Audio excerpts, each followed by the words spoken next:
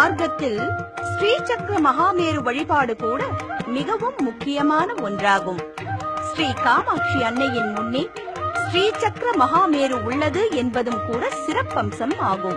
மூலவர் ஸ்ரீ காமாட்சி அன்னையின் கருவறையை சுற்றி வருங்கால் இச்சா சக்தி, கிரியா சக்தி, ஞான சக்தி ஆகிய சக்திகளை தரிசிக்கிறோம்.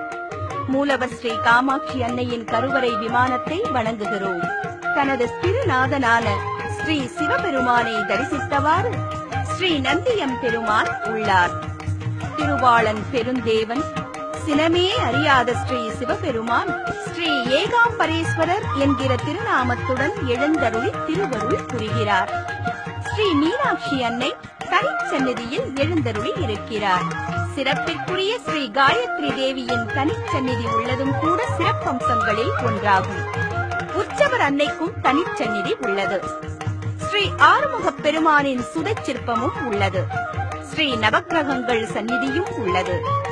திருவிழாக்களை நடத்துவதற்காக வசந்த மண்டபம் உள்ளது. திருமணக்கூடமும் உள்ளது.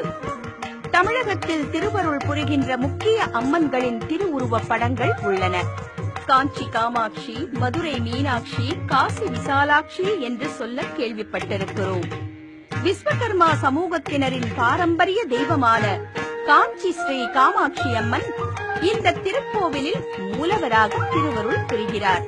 1914 சிறிய அளவிலே இருந்த இந்த திருக்கோவில் 1940 புதுப்பிக்கப்பட்டு முதல் கும்பாபிஷேகம் நடைபெற்றது. இதுவரை 4 கும்பாபிஷேகங்கள் நடந்துள்ளன. தாய்லாந்து, சிங்கப்பூர், சைனா போன்ற வெளிநாடுகளில் இருந்தும் பக்தர்கள் இக்கோவிலுக்கு வருகிறார்கள். தைப்பொங்கல், மகா சிவராத்திரி, சித்திரை வருடப்பிறப்பு, ஆடிப்பூரம், திருக்கார்த்திகை மற்றும் 9 நாட்கள் சாரதா நவராத்திரி, மேலும் ஆவணி அவிட்டம் ஆகியவைகளும் இந்த திருக்கோவிலில் சிறப்பாக கொண்டாடப்படுகின்றன. மலேசியாவில் உள்ள பெனாங் தீவில் 65 மாடிகளை கொண்ட கெம்டார் கட்டிடத்தின் அருகிலே டத்தோ கிரமட் சாலையில் உள்ளது இந்த அருள்மிகு ஸ்ரீ காமாட்சி அம்மன் தேவஸ்தானம்.